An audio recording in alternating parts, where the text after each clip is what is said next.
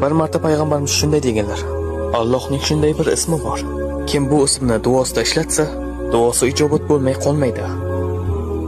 Bir kuni Anas roziyallohu anhu shunday dedilar: Men payg'ambarimiz sollallohu alayhi vasallam bilan masjidda o'tirganimizda bir kishi namozni tugatdi va yana ruku qildi. Keyin esa sajda qildi. U sajda qilib bo'lgach shunday dedilar: اللهم إني أسألك بأني أشهد أنك أنت الله لا إله إلا أنت الأحد الصمد الذي لم يلد ولم يولد ولم يكن له كفوا أحد. Va u Allohdan so'rashni davom etdi. Payg'ambarimiz o'girildi va u kishiga shunday dedilar: Sen Allohdan uning eng buyuk ismi bilan so'rading.